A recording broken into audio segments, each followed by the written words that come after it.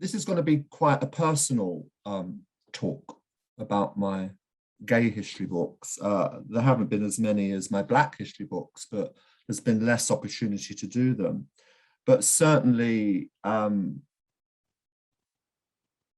enjoyed doing the gay books immensely and getting them out there. And so I'll make a start with this photograph. This photograph was taken in 1974 in my final year at school. I'm sure you'd all love to teach a class of kids like this. Most of them were very cheeky. Most of them didn't want to be in school, including me. It was a secondary modern in South London. And I grew up on a housing estate in Peckham. Most of us came from, well, nearly all of us came from working class backgrounds and lived in similar sort of conditions. But being a secondary modern, as I'm sure some of you know, we had the two-tier education system in those days. You either went, you did the 11 plus, I did the 11 plus in 1969 at my primary school in Peckham, and then was siphoned off into the secondary modern, and other kids went to the grammar school. I don't think I would have been any happier in a grammar school, to be honest, but at the secondary modern, you stayed at the secondary modern for 5 years and then you left and went to work. We didn't do GCEs or GCSEs as they're now known, so there was no route to higher education. There was no route, certainly no route to university, certainly no opportunity to do academic work. So when I left school at 16, as we all did, I went out to work. I went to work in a shop in Rye Lane, Peckham, and I was very unhappy because I wanted an education. I was fortunate enough through a school careers officer. We had careers officers then, and he had an office in the Old Kent Road. And he said, if you want to talk about your future, come and see me. And he was the one that encouraged me to go back to school the following September to a comprehensive in Lambeth, Archbishop Temples. And what a revelation that was. A completely different school to the one I'd been to. It was much more liberal, more lefty. The teachers wanted us to call them by their first names. They wore caftans and beads and sandals and sat on the desk, cross-legged on the desk, and their teaching was much, far superior and laid back than the teachers I'd had at the very strict secondary modern. And it was, but I still didn't do well enough to go to university. At the end of the sixth form period, I still didn't have enough O levels and only had one A level. You couldn't go to university with that. So I went back to work and went to work in the Dole office in Peckham. So I had a very unpromising start to my life. But I was interested in Black history first before I got interested in gay history. And certainly as a gay teenager, I was completely in the closet. So jumping ahead to, yes, this is me, as a film student in 1985, as a mature student, as they called us, I was offered the opportunity of doing a Bachelor of Arts degree in film and television at the London College of Printing, which again is local to where I grew up. London College of Printing, now known as the London's, I think, School of Communication. And I said, well, I can't apply. I don't have the right qualifications to do a degree. They said, no, you're a mature student. And not only did I get a place, I got a 3-year discretionary grant. This is all in Thatcher's Britain, which doesn't really make sense. But in Thatcher's Britain, they still, well, the Inner London Education Authority still gave grants to people like me. So I did my degree, and in my final year, I didn't really look like that. I was just acting in a student production with a lot of olive oil on my hair or grease or something. I don't, anyway, but I did, it was my only starring role in a film, so it was fun. But in my graduation year, my final year, I did some research on the film Victim, which was a film very close to my heart about a British film released in 1961 about a closeted homosexual lawyer who is blackmailed. This is in the period before the Sexual Offences Act of 1967 partially decriminalised this. And so I advertised for older gay men to write to me about their experiences of seeing this film in 1961. And I received in my little cubbyhole in the college a wad of letters, mostly handwritten, because people didn't do email. We didn't have internet then or email. And they were a wonderful resource about this film, about the impact it had on them. And in the middle of that year, Maggie Thatcher's government, Conservative government, introduced Clause 28, which was to ban the promotion of homosexuality in our schools and in the education system. And I went on the march and took a video camera from the college and filmed it. This is a screenshot from the footage, and I incorporated that into the video I made about Victim. And so that was my graduation piece, which covered not only an aspect of gay history and first-hand testimony, but also what was happening politically and culturally in Britain at that time. And this is also the time of AIDS as well. So it wasn't a very nice time in 1988 to be a young gay man. It was a very difficult time with the hostility and the hatred that was being directed at my community. Moving on, I swiftly to 1996. By 1993, Castle, the publisher, had created a lesbian and gay list. We were lesbian and gay then. This is long before we became LGBT. So they created this lesbian and gay list and started to commission lesbian and gay writers, mostly on non-fiction books. So I proposed a book about lesbian and gay representation in British cinema, as you can see from the cover of the book. I covered the period 1930 to 71, and I called the book Brief Encounters, and talked about that film from a kind of gay, queer perspective. But it also gave me a chance to write at length about the film Victim and publish the letters. So you see, that's why I brought the letters, the Victim letters, into the talk just a little while ago. But there was a sort of backlash. I mean, the book did okay. It got some positive reviews, but the backlash came, unfortunately, from academics, a gay academic and a lesbian academic teaching in universities, who really lashed out at the book because it didn't have a theoretical framework, because it didn't have words ending in ology. And I felt so disheartened, because this was my first full-length book. I didn't know how to write a book of sort of 60, I think it was 80,000 words. I just threw myself into it and hoped that I was doing a good job. And so in order to being a South London kid, I wrote a letter, as you do, to Sight and Sound magazine, and it was called Snobs and Gay History. And I'm not going to read the whole letter out. You can see it on the screen, but I said, according to my dictionary, a snob can be a person who feels smugly superior with regard to his or her tastes or interests. When I researched and wrote my book, Brief Encounters, it never occurred to me that snobbery would play a part in some critics' assessments of my work. It was always my intention to write a book that was accessible, informative, and populist.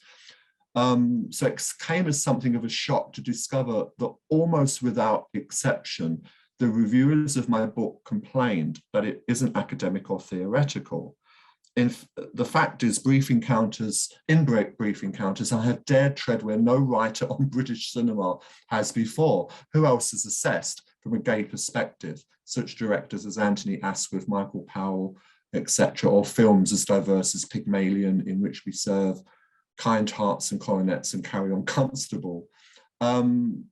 And reviewers also ignored the appendix, which includes a unique collection of letters I received from an older generation of gay men who reminisce movingly about Victim and the social climate for gays in Britain in 1961. I will not apologise for Brief Encounters being subjective, nor am I claiming to be perfect, but at least this history has been documented by a gay British writer. So if there is anyone out there who feels the urge to write about cinema, take my advice and don't allow academics and theorists to police you. It is possible to write interesting, intelligent stuff without big words and theory. Well, amen to that, because when I read that letter now, this was in 1996, I stuck by that. I didn't have it framed on the wall to read every day to remind myself. I just consciously took that approach to my Black history books, my gay history books, not to get bogged down in academic theory and jargon, but to write from the heart, but to focus where possible on first-hand testimony, and not to worry about words ending in ology, but to just follow that path, which I've done, albeit successfully, they tell me, until now. And then it took a little while to get another publisher interested in a gay history book. And it wasn't Fight and Proud. It took 21 years for my second gay history book to be published in 2017. That's a long wait, unfortunately. But as I say, I didn't pursue this book. I was pursued.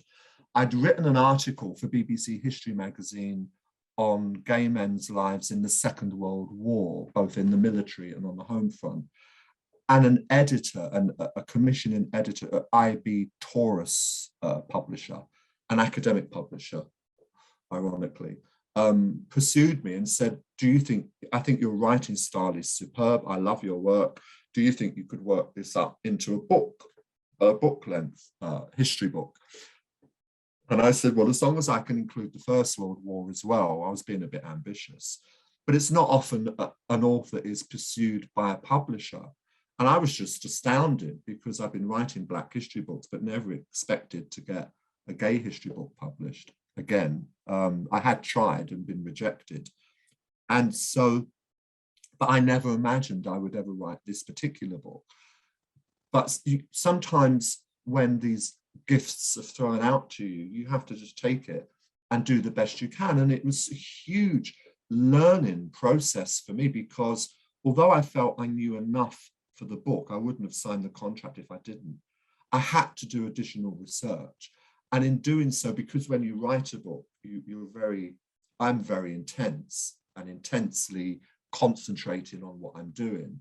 And because of the beauty of the internet, I was able to uncover stories I knew of gay men, particularly in the Second World War, that I knew nothing about. And so I start the book with Lord Kitchener. And I was intrigued by Lord Kitchener from the First World War, because he was undoubtedly the most famous military man in the First World War, tragically killed when his ship sank in 1916. Although he was army, he was on a ship, but it was very heartbreaking, because he was given a funeral or memorial service at St. Paul's Cathedral. King George V, Queen Mary attended. There's a memorial to him at St. Paul's Cathedral. I mean, he was the whole nation mourned the loss of this man. And he seems to have become a bit of a forgotten figure, even though he has an English Heritage Blue plaque and a statue in Horse Guards Parade, which I went and visited. But I was intrigued by the fact that in every biography of this man, and I found about 4 or 5, they all referred to the possibility of him being homosexual, but refuted it. Now, why would they bother mentioning it if there's no smoke without fire? As far as I was concerned with him. And so bear with me just a sec. I want to read something out to you if I can find the book. Yes, there it is. Wrong one. So I do, and so Jeremy Paxman and all these First World War aficionados would say that, Lord Kitchener's been accused of homosexuality, but it's not true. There's no evidence, blah, blah, blah. So I interviewed a gay historian called James Gardner, who's a wonderful gay historian and memorabilia collector. And he said to me, Strikes me there is no hard evidence either way. Just because a man never marries, devotes his entire life to an exclusively masculine uniformed career, collects porcelain and is interested in flower arranging, and spends the last decade of his life in the exclusive company of a beautiful young man, many years his junior, just doesn't make him a puff, does it? And I just thought that sums it up, not coming down one side or the other, but posing the question. And so moving on to the Second World War, I was intrigued by the life of a great Battle of Britain hero called Ian Gleed, who was homosexual, but was shot down in his Spitfire and survived. He gives an extraordinary description of this in a book that was published during the Second World War. He was highly decorated by King George VI at Buckingham Palace with the DFC and the DSO, two of the highest honours an RAF pilot could receive. He was greatly loved and respected by the men in the RAF that he worked with, but sadly and tragically was shot down and killed in action over Tunisia in 1943. So the Germans got him in the end. But his homosexuality was kind of kept under wraps until the 1990s, when I saw one of his former lovers interviewed on BBC television. It was around the time they were campaigning to lift the ban for homosexuals in the armed services. And Christopher Gotch, who was in the RAF in the Second World War with Ian, and they were lovers, came out about this relationship and talked about it quite openly, and argued, obviously, reinforced the argument for the lifting of the ban, which finally happened 3 years later in the year 2000. But a great war hero. Ken Snakehips Johnson, who was one of the most famous band leaders, swing band, not jazz, swing band leaders of the 1930s, very young, came from Guyana to study law, didn't want to study law, came from a middle class, affluent Guyanese background, upset his father when he decided to become an orchestra leader, a swing band leader in Britain in the 1930s. And he created one of the first all-black swing bands, and Ken Snakehips and his West Indian Dance Orchestra. And they were very famous. He was killed during the London Blitz on March the 8th, 1941, at the Café de Paris, which suffered a direct hit, and people were killed and maimed. And many years later, I interviewed Joe Denise, lovely man, about Ken.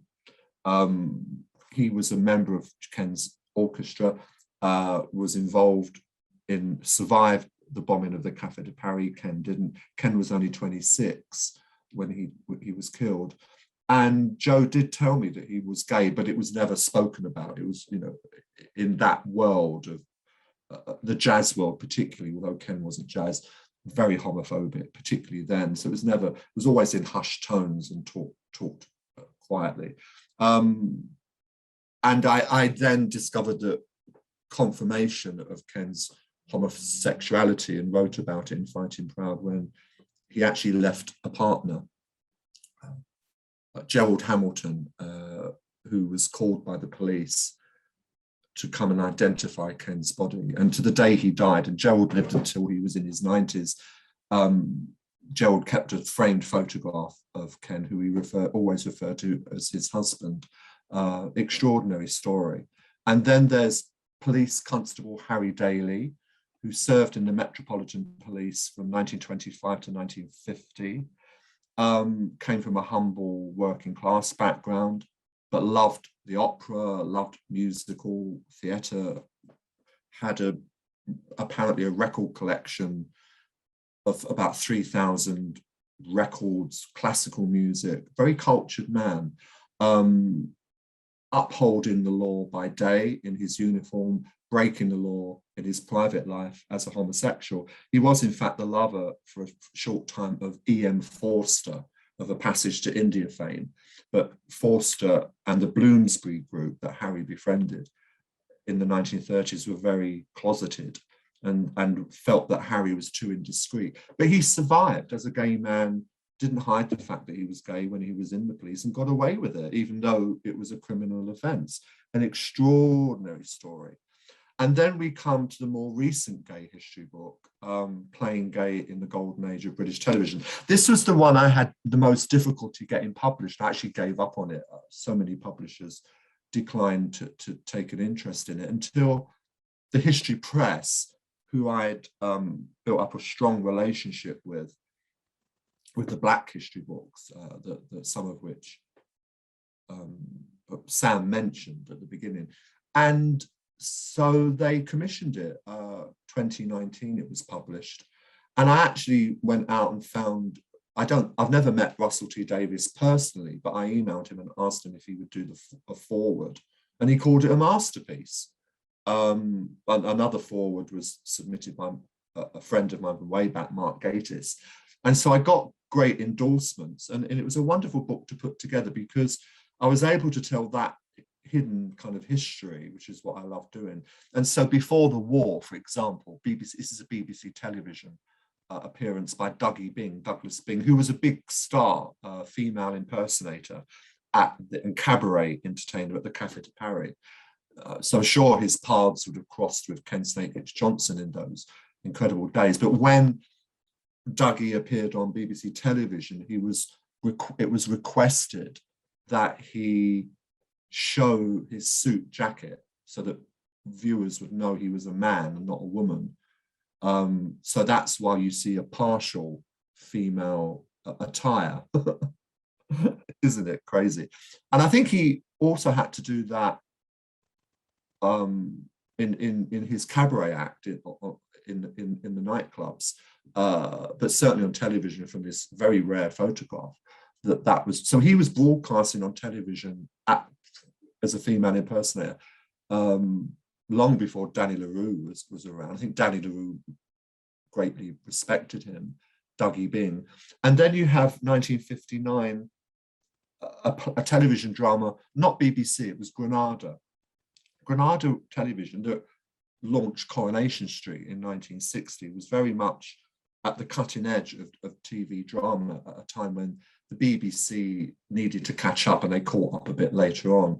But this was a stage play that had been done in the London's West End in the 1950s with Peter Wingard as a soldier in the Deep South during the Civil War who falls in love with a younger soldier. And it survived in the archives. A lot of early television programs were not recorded, but this one did survive, and it's an extraordinary thing to watch. And then, of course, when I was younger, this was the one that broke new ground, The Naked Civil Servant, with John Hurt as Quentin Crisp, an extraordinary, brilliant production. If any of you are thinking of introducing gay or LGBT or queer studies into your schools, your classrooms, please show them this. It's just a brilliant, brilliant television drama. I could watch it now and still think it's as fresh as it was in 1975. And of course, John Hurt won the BAFTA Best Television Actor Award, and Quentin Crisp, it propelled him into national fame, and he never looked back, and he carried on doing his one-man show. Before the play was shown on Thames Television, ITV, in 1975, Quentin was doing a one-man show and getting about 2 people in the audience.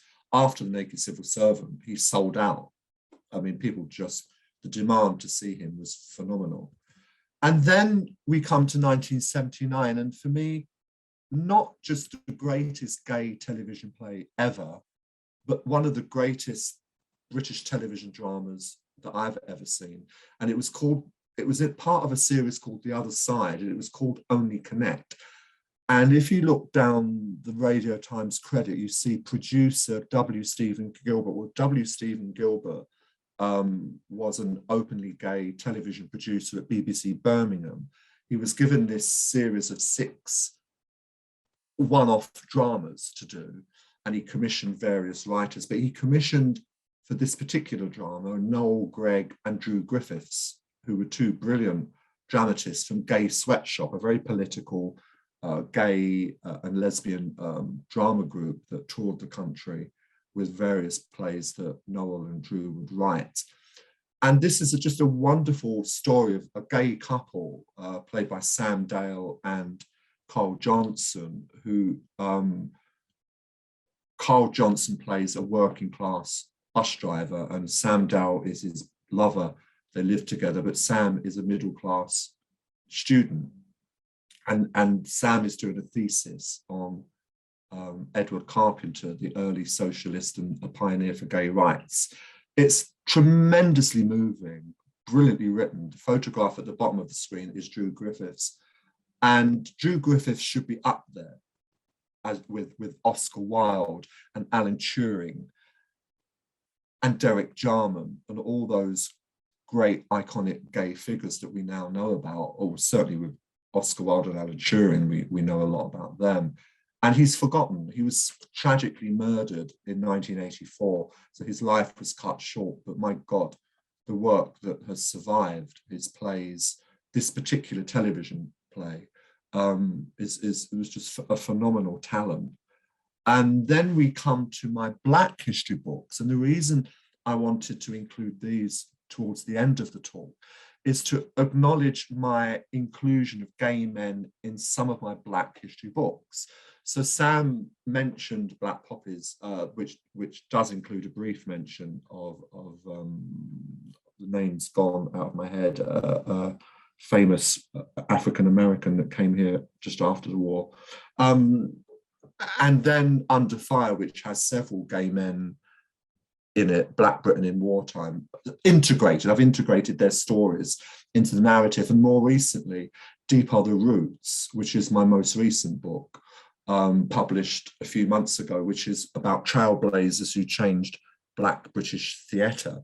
So I start in 1825, I end in 1975, and within that book, you will find the stories of, for example, Berto Pasuca, who was a Jamaican ballet dancer who created the first Black ballet company in London in 1944, launched them officially in 1946, an extraordinary achievement. So I've put that story into the book, and also the story of Gordon Heath, a wonderful African-American expatriate who relocated to Paris in 1949 with his partner, and they opened a nightclub called Le Bee.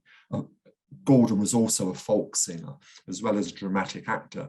But the reason he's in my book is he did do Othello for the Arts Council in 1950, and then repeated it on BBC television in 1955, and made the cover of the Radio Times. And it's an extraordinary production. The BBC did make a recording of it. I have seen the recording. It's absolutely brilliant production. And he's a wonderful Othello, and bejeweled and quite effeminate in some respects. So he gives a kind of different interpretation than the sort of Hell's Fire kind of that a lot of the white actors did in blackface, like the terrible Laurence Olivier, but we won't go into that here. And then just to let you know that finally I made it to a graduation ceremony. I missed the graduation ceremony for my degree in the 80s. But I did get to go to a graduation ceremony in 2017 when London South Bank Uni awarded me a honorary fellowship. So I'm an honorary fellow, which is, I was just amazed and chuffed to bits and thrilled. I had friends there, I had family there, lots of photographs taken, and it was just a joy having left school, as I explained to you, in 1974 with nothing. And I tried to sort of inspire people and say, look, you know, you can achieve miracles even though you start out educationally disadvantaged. And then last November last year, the British Legion, the Royal British Legion, invited me to their Festival of Remembrance because of my work on Black Poppies and Fighting Proud. They invited me as a guest. I never thought in a million years I would ever be invited to the Festival of Remembrance at the Royal Albert Hall, which I'd never been to. I mean, so much for being a Londoner. There's lots of things in London I still haven't experienced. And they showed a video on the screen of Black and Asian servicemen and women, a kind of potted history. And this, I screen grabbed this when I got home, as you do. They interviewed a school teacher with her class, and there's black poppies on the table. And so I was like, yes. But when I saw that in the Royal Festival, sorry, the Royal Albert Hall, with all these soldiers and servicemen and ex-retired, all in their military uniform, I burst into tears. I was like, wow, I didn't expect black poppies to, and if you blinked, you missed it. And Prince Charles and the royal family were above me. I don't take the royal family too seriously, but I was impressed that if they looked carefully, they would see my book. But it was a wonderful emotional experience. And then finally, there is I think it's the last slide. Yeah, there is my website. I think my website, which will give you much more information about the books, most of the books that I've written, and lots of other bits and pieces about my life. And there I will end. I believe Sam wants to come in and put something else on the screen. So I'm going to have to try and figure out how to come out of this. Thank you so much for that, Stephen. That was absolutely great. And I think for me, as somebody who, I think lots of teachers I speak for really, can you see that? Yes, I can. Thank you. Great. I think lots of teachers I speak for really, when I say it's an area of history I unfortunately don't know a huge amount about, and kind of need to tool myself up on it a bit, because I think it's incredibly important, just as it is with people that we're teaching from a Black background or an Indian background, that actually we represent everybody in our curriculum. So in a moment, if you don't mind, I'm going to ask a question about that, if that's okay. But before I do that, please do, yeah. People who are on the call, if you look at the screen right now, you can ignore the questions to ponder, unless, of course, you'd like to write an answer to those in the chat. You can see our @ on the screen, and Stephen's @ on the screen, Black Poppies 14. And if you're tweeting about us, please use the hashtag #BeBoldHistory. But I've also put on there for you some scans. If you scan those QR codes, they will take you to Amazon. Other booksellers are available, where you'll find some of Stephen Bourne's books, as I mentioned at the start, and there are 2 that are on the screen for you. In addition, as I already mentioned, Stephen did a wonderful talk for the network last year, last academic year, and then link there will take you to that too. Stephen, I know obviously it's somewhat different today, but yourself, obviously you started this talk thinking about you in school. How did that feel, not having the story of your community taught in schools, presented you in schools? The reason I ask is I think it's something that I'm very conscious of with the students I teach, and I never really have had the opportunity to ask somebody who comes from the LGBTQ plus community to talk about what that feels like. So how did that feel? Horrible. It was the most horrible experience imaginable, to come from a loving, caring, working class family, to be thrown into this school in 1969 at the age of, I think I was 11, and spend 5 years. It was terrible. I didn't come out as gay until I was 22, 23. I was a late starter, really. So I kept that secret all those years, and it was painful because I knew I was gay. Thank goodness I didn't feel that it was anything wrong, but I had no information. I had no information at all, other than kind of dodgy comedy people like Mr. Humphreys in Are You Being Served on television, and Larry Grayson, and people like that. So there was no information at all. And so I felt very isolated, very hurt, I wouldn't say I was confused, about my sexuality. I never went through a period where I experimented with girls or anything like that. I knew I was gay, but I couldn't express it. I didn't know how. I would be singled out as the class puff. I would be bullied quite openly in front of teachers who never stepped. In fact, some of the teachers, to their discredit, joined in. It was pretty brutal, but it was a South London secondary modern. On the plus side, going to a school like that did have its pluses. A lot of the kids I went to school with were incredibly funny. I mean, in the worst possible way. You wouldn't have wanted to be a teacher in that school, but they were cheeky, they were naughty, you know, they'd smoke behind the school shed or whatever, they would bunk off. And what I discovered was that when I was old enough and had the confidence, I would bunk off. I would abscond, you know, get your name in a register, then disappear. And nobody seemed to care. And I would go off to the local library or start researching in archives. And at that tender age, and going over to another part of London, Fulham, where my older relatives lived, and talking to them about their lives. And so I found, and also going with my pocket money, because I used to work Saturdays as a Saturday assistant in a shop, and going to the West End to see films in the afternoon. Because this is the period of the Towering Inferno and Earthquake and all these films. Diana Ross in Mahogany. I was a big Diana Ross fan. So I found an escape route. But at school, it was horrible. It was absolutely horrible. I can't even begin to put it into words. I never have been asked, but I'll say that much.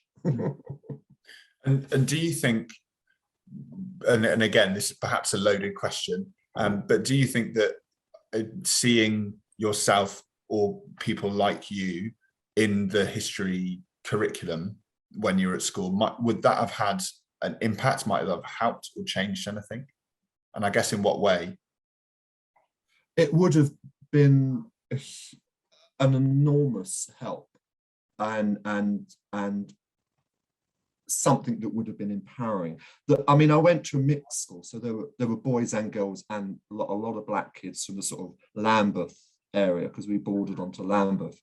And I mean, the black kids, all they told us about black history was, well, there were slaves and now there's you, and there was nothing in between. It's like, that's how bad it was. But there was nothing, no information for black kids about black history, nothing about other than slavery, and nothing, certainly nothing. I mean, I wouldn't have even known. I mean, I remember Oscar Wilde being mentioned on the telly, or Noel Coward, and my dad sniggering. Now, my dad was a lovely man. I wouldn't criticize him. He was just a product of his background, and he was the first to say to me when I came out as gay, I hope I haven't said anything when you were growing up that upset you. Well, occasionally he did, but it was just sniggering at gay men on the telly if there were, or male ballet dancers. My granddad used to just fall about laughing at male ballet dancers. So it was always like a humorous, funny thing, and that we were perverts and all this kind of imagery that went on in the media. But absolutely, if there had been some discussion about gay men in history, Alan Turing or anything like that then, or gay men's involvement in the two world wars or in television dramas I've written about, then it would have been a huge difference, made a huge difference to me. I think that's a pertinent message for all teachers, actually. Absolutely. All teachers. Janice, I'm conscious that there's been a couple of questions coming in from people on the chat. So if everyone doesn't know, sorry, this is Janice. She works with me on the network. So I'm going to shut up and start doing some stuff on Twitter. And Janice, do you want to go through the questions on the Q&A? Yeah, that would be great. Thank you again, Stephen. It was really, really brilliant talk. So thank you. Thank you.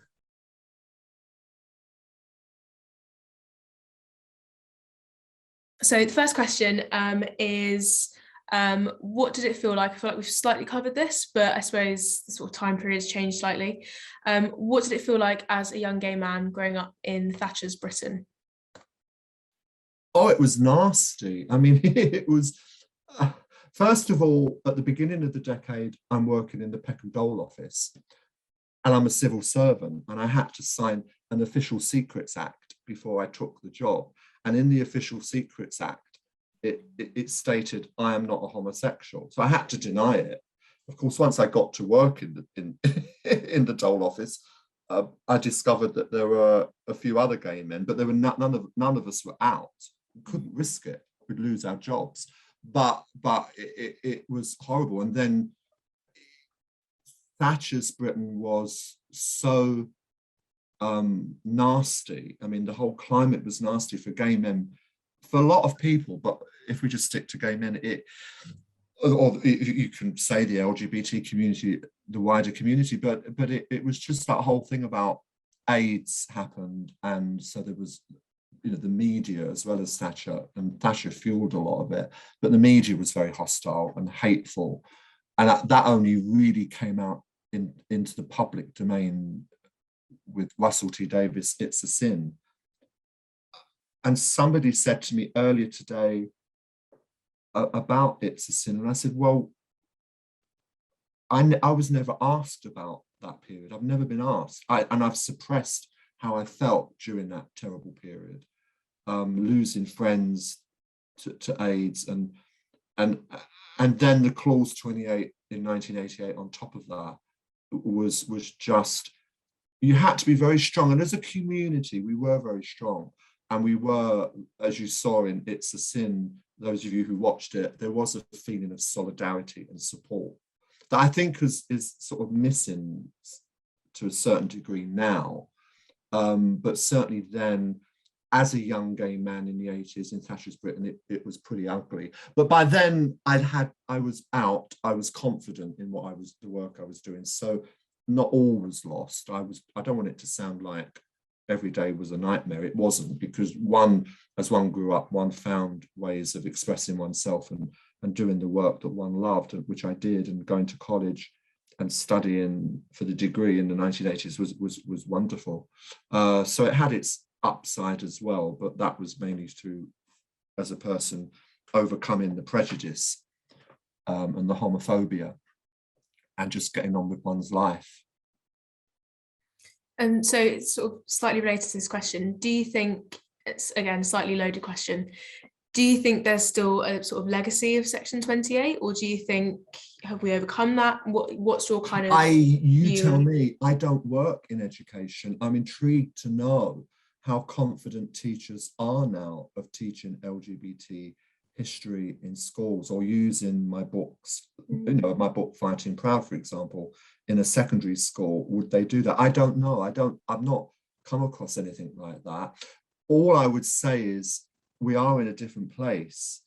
As I said earlier, the ban on gays and lesbians in the British Armed Services was lifted in 2000. Same-sex couples can now get married. We have an equal age of consent. We didn't have any of that in the 1980s. And I never imagined it. And I remember saying to myself in my head, I never imagined that would ever change. I thought that would be, I would never, and I never imagined in the 80s that I would be able to marry another man, or there would be an equal age of consent. But through LGBT activism and pressure, those things have changed for the better. So we're now in a much better world. I just hope it is filtering through to the education system. We're still, but I wonder, because I know that it's still, because parents of young children and teachers tell me that, which is why I'm doing the Black Poppies children's version, is because the ed teachers are still teaching about African Americans. My goddaughter is a teacher across the road in a local primary school, and she just threw all that Martin Luther King and Rosa Parks stuff out the window, as much as she respects them as historical figures, and said, I'm going to teach them about what you're talking about and bring your books into the classroom. It's a primary school. And they did this big display. It was absolutely fantastic, of local Black figures that I'd unearthed, like Dr. Harold Moody from Peckham, and George Arthur Roberts, the Trinidadian soldier in the First World War, and Una Marson. And it was wonderful what she did. And she just flipped the whole thing on its head with the support of her head teacher. And so that needs to change as well. But I don't know. I would hope the education system is more open to telling LGBT history in schools. Yeah, definitely. So just sort of a question in terms of how we can teach more LGBT history in schools. If this is a bit of a difficult question, but if you had to give us 3 key events or 3 key people that you think every secondary student should study before they went off to their GCSEs or A-levels, what would those 3 key events or people be? Off the top of my head, probably Oscar Wilde and what happened to him with the trial of 1895 and how that brought him down and destroyed him. Then perhaps Alan Turing for the middle of the last century. But then we'd want something maybe, I mean, I can't tick all the LGBTQI plus boxes, so I'm just going to stick with gay men if you don't mind, because you can't squeeze all those letters of the alphabet into 3. So I would say Oscar Wilde, Alan Turing, but you want something positive. So we'd need to find a gay, well, maybe Russell T Davies, not Graham Norton, not one of those sort of Elton John type celebrities. Go for someone like Russell T Davies, who is intelligent, writes brilliant television dramas, and they're accessible. I'm sure on iPlayer, young people can still find Russell T Davies' It's a Sin, on DVD, his groundbreaking Queer as Folk series from 1999, I think it was. So those 3 very different, very diverse sort of gay men in a long period. Brilliant. So you sort of touched on it slightly with your sort of answer to the previous question. I think sometimes when we're trying to teach more inclusive histories, I suppose the challenge is that we then sometimes don't want to become tokenistic, and you also don't want to teach a history that is kind of almost negative or like a history of the oppressed almost. So I know certainly when we're teaching Black history, for example, we try to teach a history that's not just one that's relatively, just talks about the oppression that Black people faced. In your sort of view, what sort of histories could we be teaching in schools that is sort of celebratory rather than kind of just... Well, you'll be pleased to know that that is exactly what I do in my books. I've always said that with Black Poppies, for example, the racism narrative is there, but I also write about Black and white soldiers on the front line, comradeship, friendship. Same with the Second World War. The racism narrative is very dominant, and one understands why. But you're absolutely right. We have to acknowledge in schools that not all white people were racist in British history, and not all Black people saw themselves as victims. And so if you go to my books, Black Poppies and Under Fire, about the 2 world wars, for example, you will find a very empowering stories of Black and white comradeship, of Black heroes. And I don't just talk about Walter Tull from the First World War, I talk about others. And I'm uncovering stories, and people are bringing me stories all the time. I've just, for the new version of Black Poppies, there will be new material. For example, no, I'm not going to say his name, I'm not going to give the name away because I don't want people stealing my stories. But an African-American soldier in the British Army in World War I, he'd already settled here. And he was on the front line in 1917, and he found the body of a white soldier in the trench, just rotting away. So he went through the body, got the ring off the finger and the little bits and pieces, a letter. There was a letter with his name and his wife's, and he wrote this beautiful letter to this widow in England. I found the body of your husband. I thought you needed to know. I buried him for you, but I saved these bits and pieces. My name is William Gibbs. So I've given his name away, but don't look him up, please. Not until you read my book. And and I'm a coloured man from America. And the letter survived, and someone sent it to me for the book and a photograph of him. And then about 2 weeks later, he was killed in action. But he'd already sent this letter to England. It's a beautiful story. And you find stories like that. And to answer your question, there are those stories out there, the positive stories. And children and young people in secondary schools need to hear these stories. Otherwise, all they're going to hear about is racism and oppression, and more racism and more oppression. And it's such a narrow, important but narrow vision of Black British history. Yeah, totally agree. I think you summarised that lovely. I'm not sure if there's any other questions that you and have. Sorry, it's the same in Fighting Proud. That was what was so empowering for me when I said earlier about writing Fighting Proud and uncovering new stories. I found stories of gay men in the Second World War who were comrades in arms, in a manner of speaking, with their heterosexual, men. They fought on the front line. They were brave, like Ian Gleed, as I mentioned, Ian Gleed, I gave you an example. So it's not all about poor Alan Turing, who's a very tragic figure, but that's all we hear about. I think Alan Turing was an amazing man, of course he was, and an amazing gay man, but it's a tragic story. And if you keep telling the tragic stories, that's why when you asked me for 3 examples, I gave you 2 tragic gay men and 1 happy gay man. Yeah. And it because we have to keep that balance. We have to keep that balance. And so my whole approach to Fighting Proud sort of was that once I started to discover, not all gay men were oppressed in the Second World War. But I should have known that from the Black history books I'd written. I should have made that connection, but I found it out for myself. So, I've come a long way since that poor little kid in the secondary model.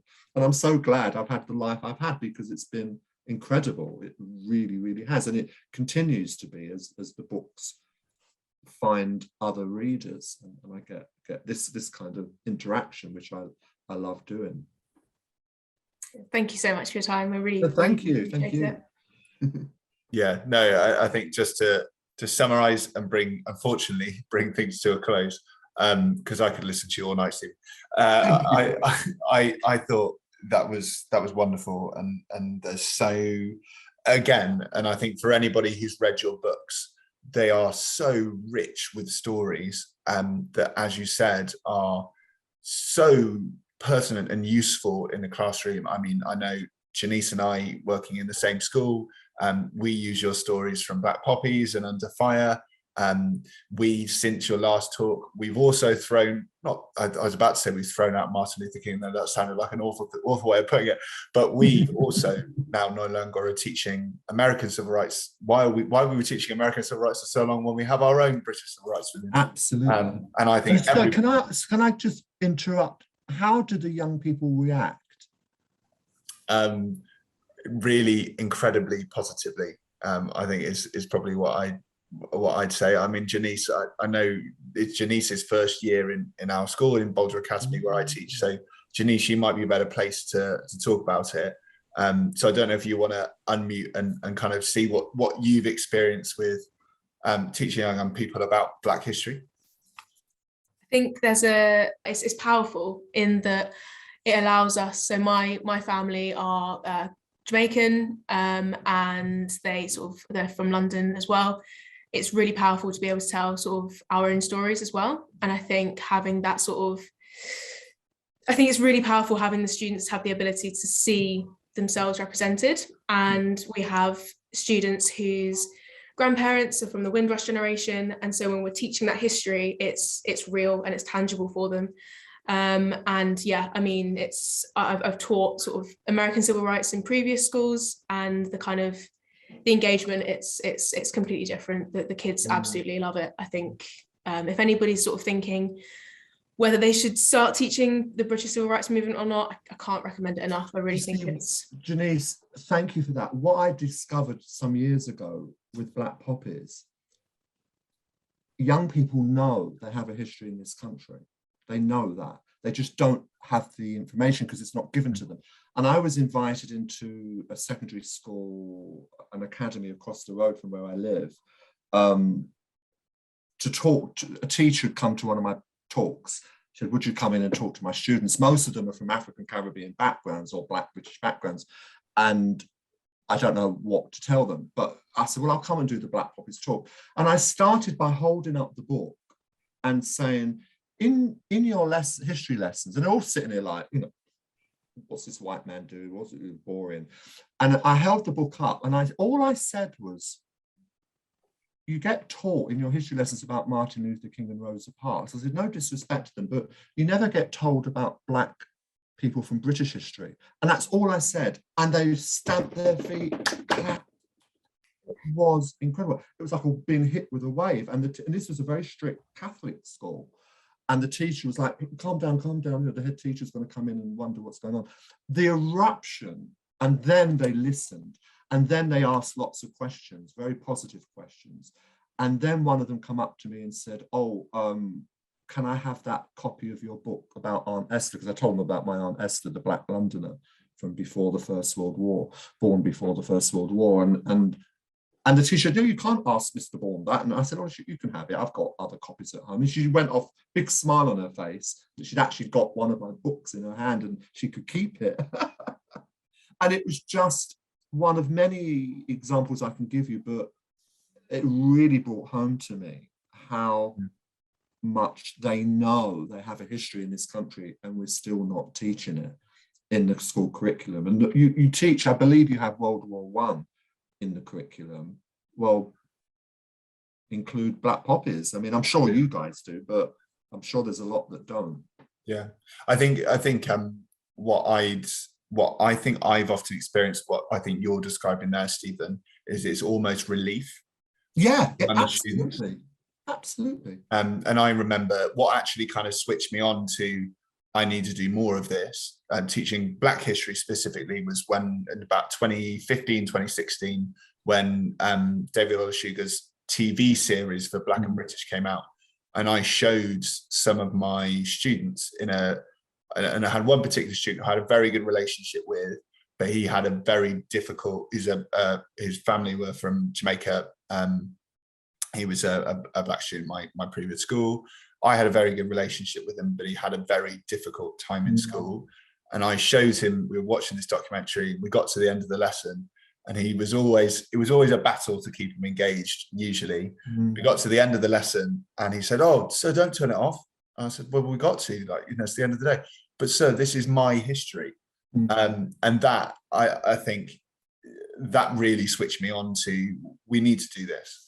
But I had a teacher at a local academy, the Harris Academy in Peckham, reached out to me a couple of years ago, just before lockdown, and said pretty much the same, but it was a boy that was on the brink of the gangs, because we have a lot of gang issues. Same with this other young lad, actually. Sorry? Same with the young lad I was talking to as well, actually. Very similar. Yeah, and he said that he introduced him to Black Poppies and it just completely turned his head. And he just read it and was asking. And so we were gonna surprise him and the class by inviting me into the school, but then lockdown happened and I've lost track of the teacher. I need to get back and find him and say, you know, because he said it would be brilliant if you just walked in the classroom and this boy would just like be amazed. But we couldn't do it because of lockdown, and it was a shame. But it was a wonderful thing to hear that the book had filtered through in some educational establishments. I mean, we have it in our library. So I suppose the other kind of, and it's important that we're this conversation, but also I think the next kind of big work on for us, certainly at my school, is the LGBTQ plus piece. And we're teaching a unit in the summer that we're about to start developing about the development about LGBT. And I think the time is right, and I think young people will be more receptive. Yeah, would have been a time when they would have ran in the other direction or laughed their heads off, but now they know they will have someone in their family who is LGBT. They will know someone in their community who is LGBT. It's talked about all the time. They will know who RuPaul is, and the drag race and all that kind of stuff that they are exposed to in this world. And so that them now they'll be more receptive, I think, than they would have been 10, 20, 30 years ago. So go for it, and I wish you luck with that, because I think it's so needed. Yeah, absolutely. And what a great place to end.